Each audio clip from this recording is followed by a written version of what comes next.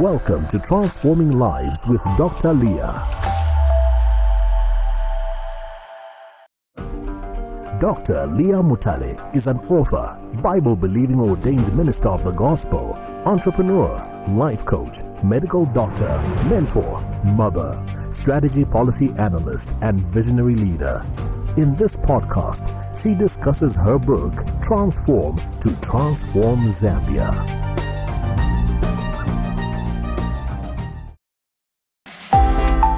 Episode 2, Chapter 1, Why We Are Where We Are. Good evening, viewers. Welcome back to Transforming Lives with Dr. Liya. Brian, what are we discussing this evening? So we are getting back to Transform to Transform, and we're looking at Chapter 1. But ma'am, maybe before we proceed, maybe you can play the abridged version. Before I begin, I would like us to explore why we are where we are as a nation, what is different about us and the so-called rich developed countries. First of all, it's not how old a nation is, because we know of very old nations like India and Egypt that are over 2,000 years and are still not considered rich nations. But we also know of younger nations like Canada and Australia, which are about 150 years old, but are today considered rich developed countries. Secondly, it's also not about the amount of natural resources a nation has, because countries like Japan that are 80% mountainous and have unsuitable farming or agricultural land are ranking amongst the highest in the world. Switzerland, on the other hand, does not grow any cocoa, but produces the world's best chocolates and best milk products. A small country, the size of a province in Zambia, has the financial security to host the strongest World Bank. Thirdly, if we compare the intellectuals from the rich and the poor countries, they show no significant intellectual differences. We have been blessed with some of the biggest brains in the world. Color or race does not have any influence on the wealth of the nation. So it does not matter if we're white or black. We are all made in the image of God and in the likeness of God. So what is the difference between the rich, developed countries and the poor, underdeveloped countries? In my opinion, the difference is in our attitude towards life and everything around us. Our culture, education, and idiosyncrasies have molded our attitudes to life over the years. If, as human beings, whether white, black, yellow, or brown, we are all made in the same image of God, then what makes us different is the way we respond to circumstances and our perceptions of life. It is not that the problems people face are different in every nation. No, it's how they respond to those problems that makes them different.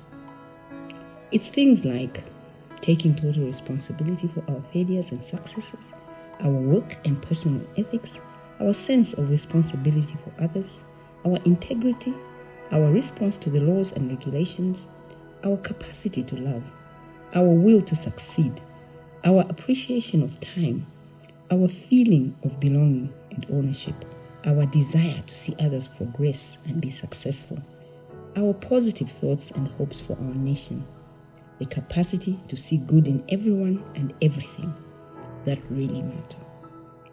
These are the things that each and every Zambian must work on individually, and then collectively we can create a force so powerful and dynamic to change the course of our nation. It all starts with you. It starts with your transformation for success. So what I'm doing in this book is to help you get to the place where you begin to have control over your life. The question here is, are you living life or is life living you?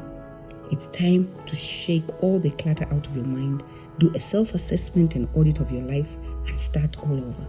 It doesn't matter how old you are or where you are in life at this point. As long as you are still alive today, you can start over. My prayer is that as you come to the end of this book, your life will not be the same. You will begin to live life for real. Yes, you can. This is Transforming Lives with Dr. Liya.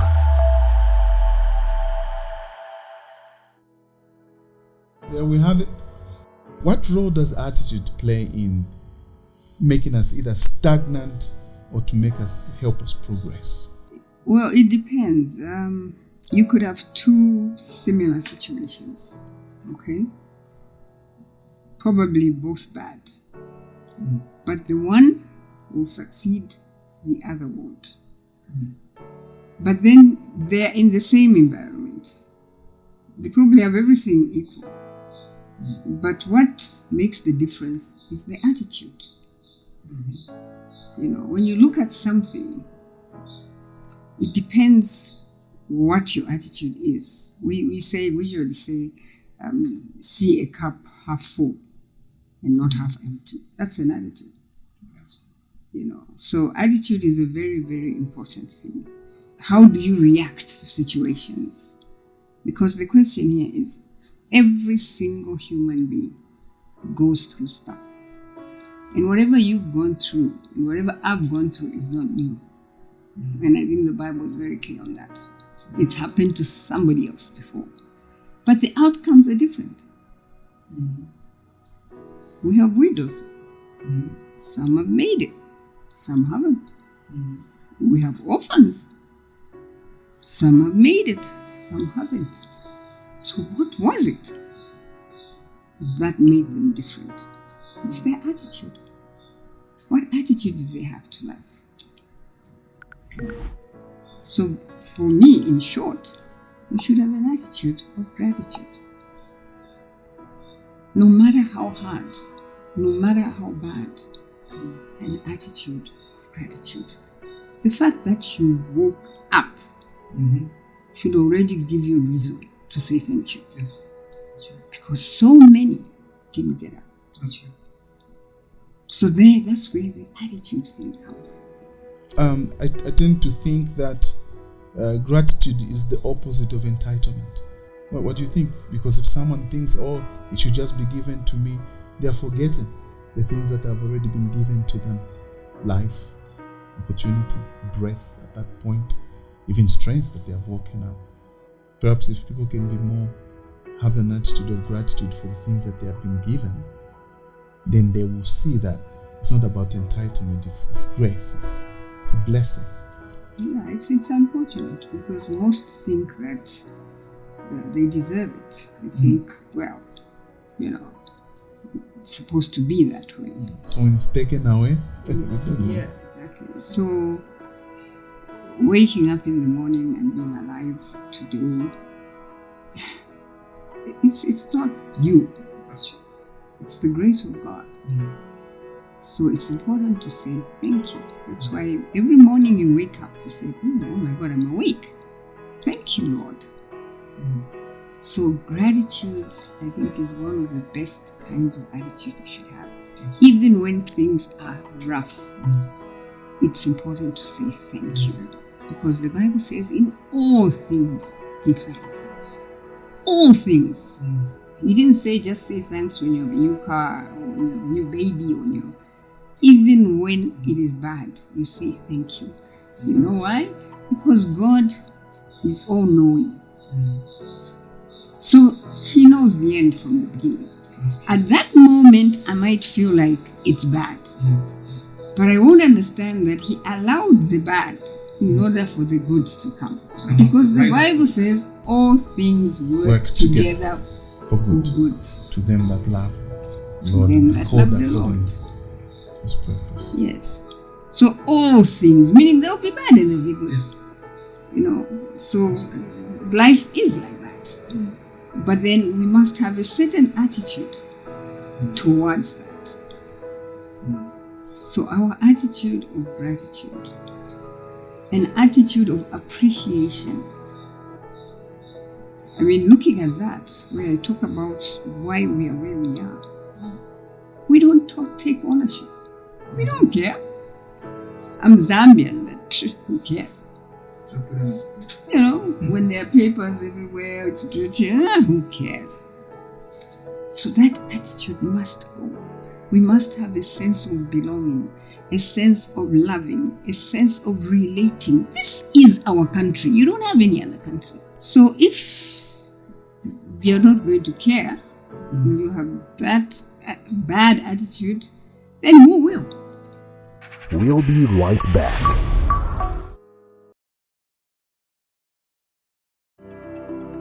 Do not conform any longer to the pattern of this world, but be transformed by the renewing of your mind. Welcome back. If we built this negative culture that has a negative attitude towards life, towards responsibility, towards gratitude, was it the coupons maybe we were given everything for free? Because I think we have a very negative approach to life. Yeah, let me explain that. In my opinion, I think we are to blame. Mm-hmm. Our generation. Maybe our parents were even better. Mm-hmm. But our generation, what did we do? Mm-hmm. We told our children Zambia was rubbish. Go to America. Go to the US and to UK and go to Ireland, Australia. Here it's not good. Watch DSTV. Don't even watch ZNBC. Watch there is nothing. So our children began to think that there was nothing. If anything, we owe them an apology. So that they can bring that realization that actually, this is my country. Mm. Even if it is bad, as they may say, it is my duty to make it better. Mm. Instead of running away into the diaspora, Mm-hmm. they should be back here, Fixing their country. But no.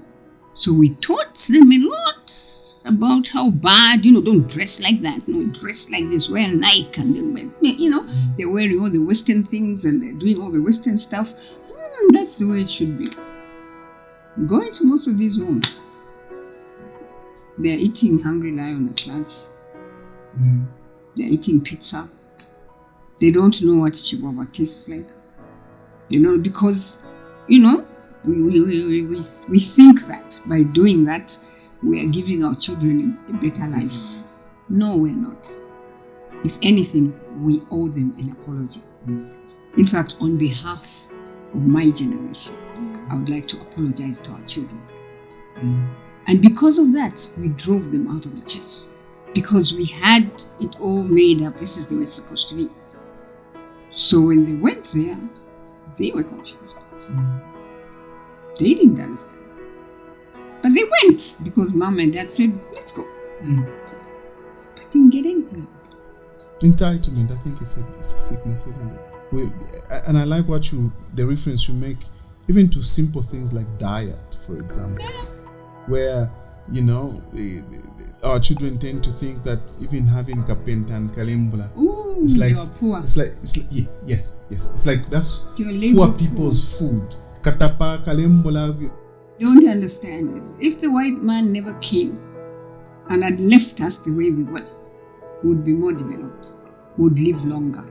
These diseases would not be there.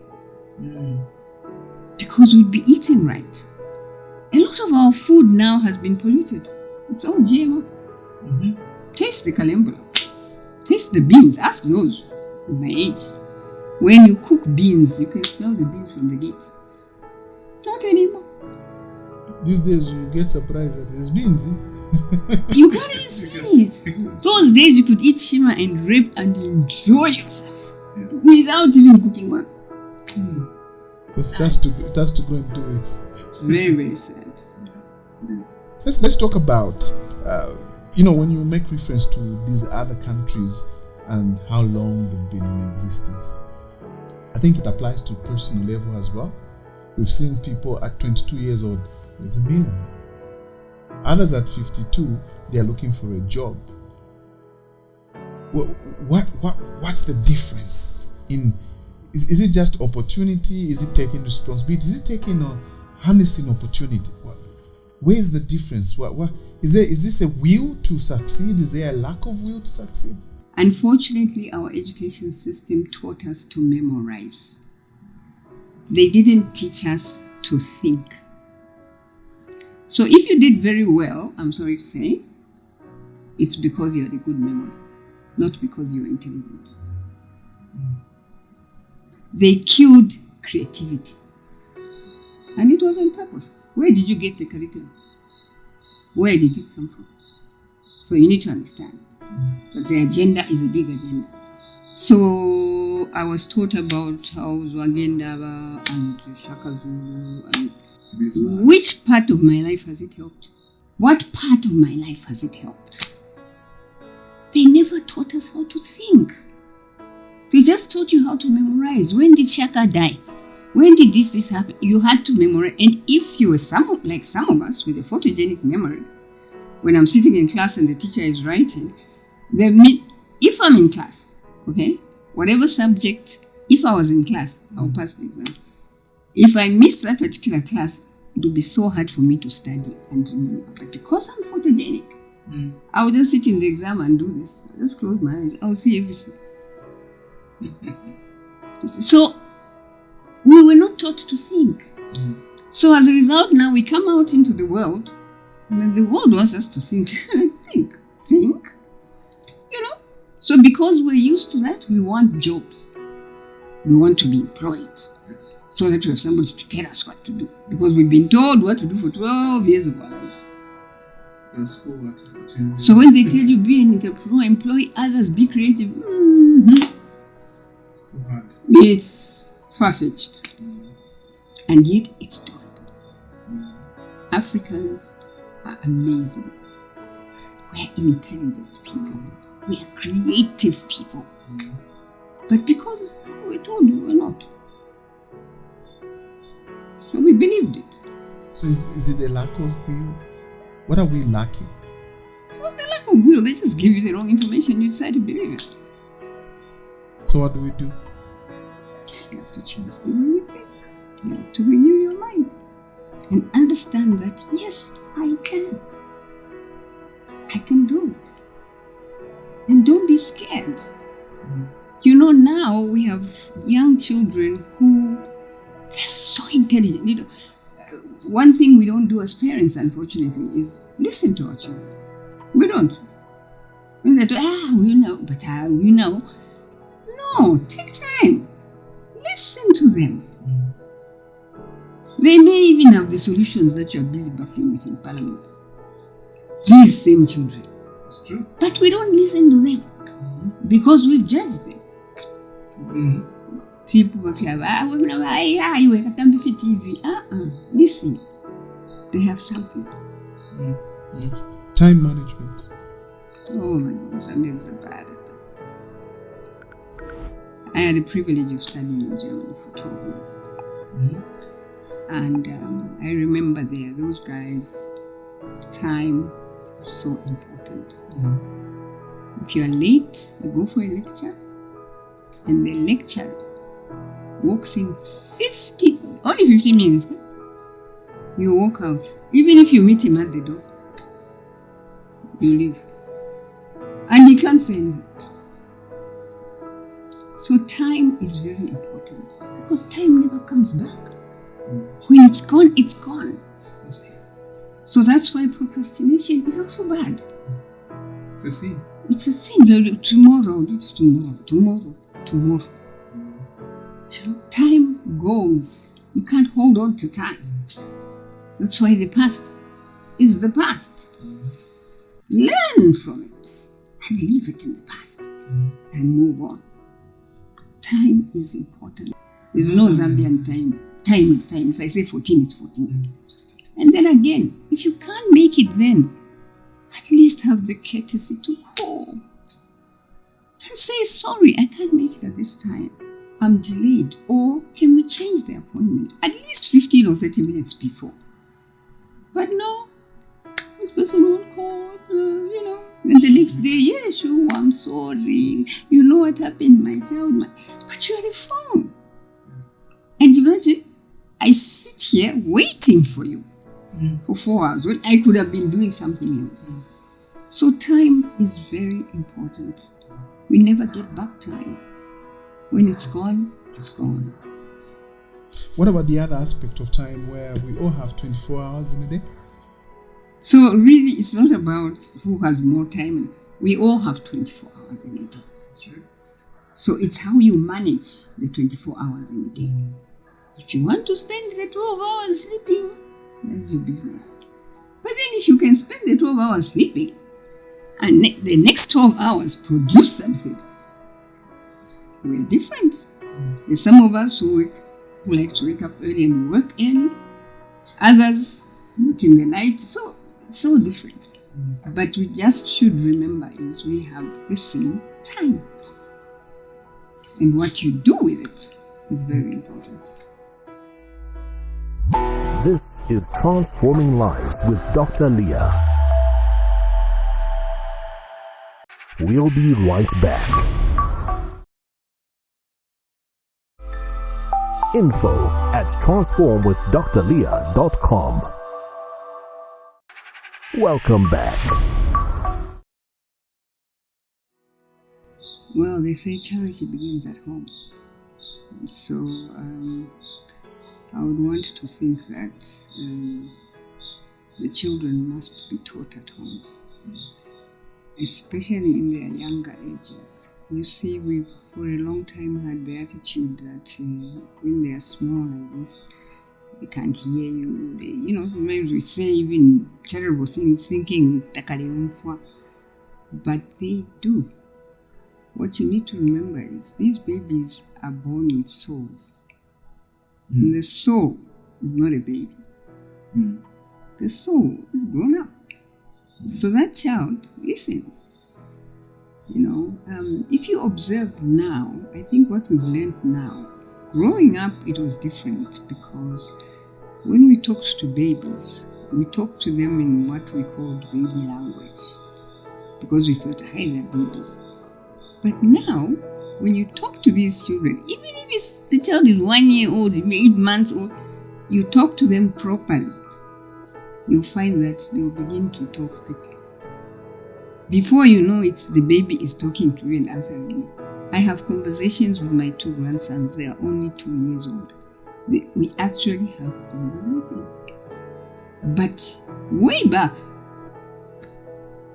the child will start talking at 4, maybe at 5, because we had that thought that they are young, they aren't hearing anything. But these children, they're intelligent. Okay? So I would think charity must begin at home. It's what you teach them. You see, children go to different universities, different schools. There are some schools that we hear, oh, that's a bad school, oh, don't go to Zikas, oh, don't go to, But there are children who've gone and come back clean. Why? Because of their upbringing. Because where they come from, they were brought up in a certain way. If you teach a child the right thing to do, the child will grow up with it. The thing is, when they don't know love in the house, whatever man out there will say, I love you, they will believe. Because they don't know what real love is. So even in a home, teach your children true love. Forgiveness, care for one another, prayer, peace, have those kinds of values. So that when a child goes, they must know, especially the girl child, they must know their worth. So that when they go out there, even if they say, you, I love you, or I will give you a cell phone, it won't matter to them, because they know what true love is. So for me, it starts in the home. But if you have a good attitude and you are coming from a home that has taught you good morals, I think you are able to stand. So those are the values we need to teach our children. When they get out there, you're saying, baby, you are great. You can do this. Even when the teacher goes there and says you are down, because there are some mean teachers, the child in the head will say, no, my mother said I'm great. My mother said I'm powerful, and they hold on to that. And that's how they make it in life. So as parents, we have a very big role to play. Guardians, parents, whoever's looking after a child, we have a very big, we must stop telling children they can't. Because as we grow, we have all those dreams. I'll drive it to BM, I'm going to have a big house. But as you grow, they say, when I the house, you see, then you stop believing in yourself. The world starts telling you that it's impossible. Don't listen to the world. Listen to yourself. Yes, you can. The fact that you woke up, you can. If you know who you are, you even know who to hang with. Because I don't go everywhere. Believe in me, I don't. I get a lot of invitations, but I don't go everywhere. Because I know who I am. But before, oh gosh, I was everywhere. Trying to find who I was. So it takes people a long time to find themselves. It took me quite a long time to find myself. Why? Because I was looking in the wrong places. So, Mom, just to wind up now, we've already talked about issues, attitude, culture, taking responsibility, and all these things, and also what parents need to do, and what maybe even young people need to do themselves to be able to find purpose and so on and so on. But just to wind up, what would be your words to the people listening and watching this podcast regarding them understanding where they are and them also knowing how to move to where they need to go to? Well, first of all, you need to understand that you're where you are because of the decisions you made yesterday.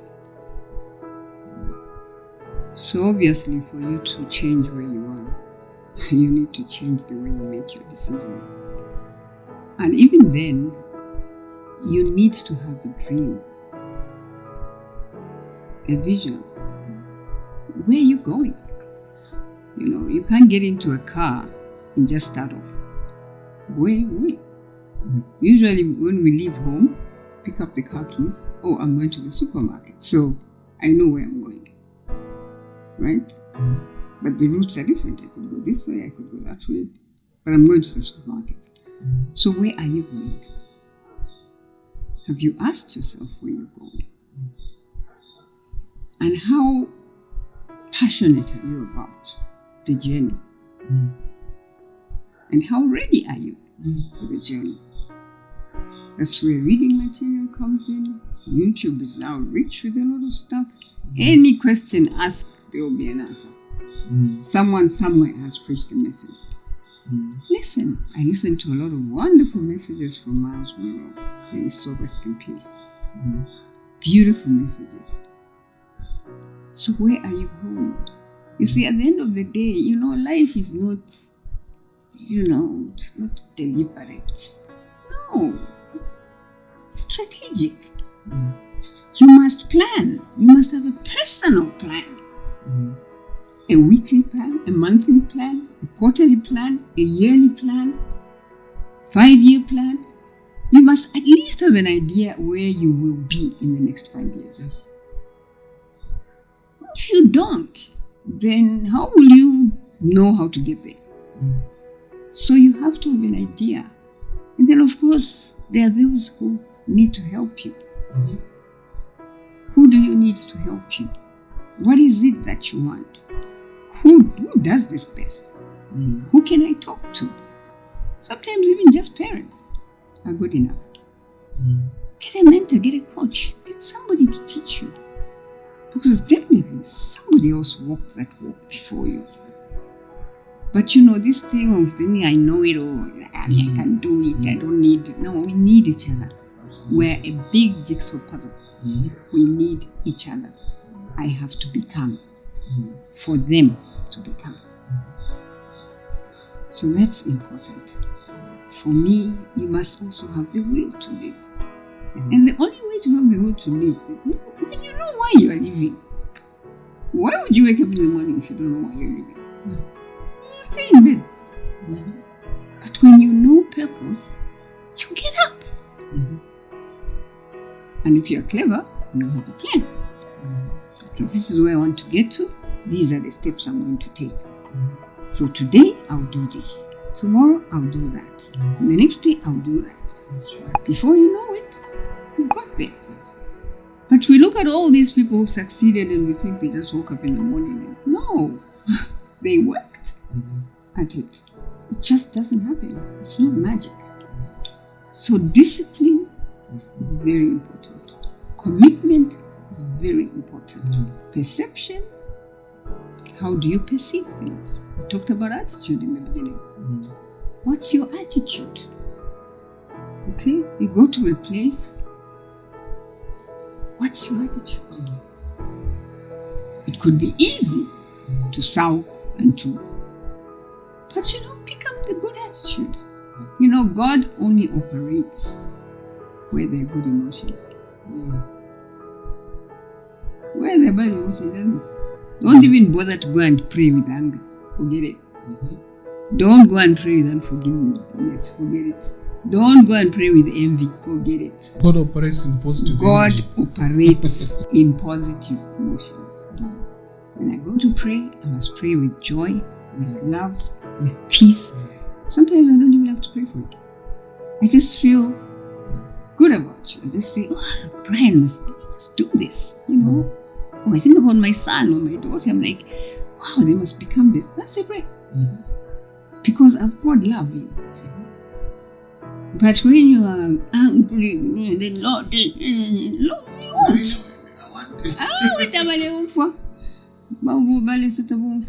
God is love. That's right. So anything outside love, I'm sorry, he ain't gonna hear it. And that's one of the challenges we have. We lost the love. Wow. Till the next episode. Thank you very much. I enjoyed myself. Thank you. www.transformwithdrliya.com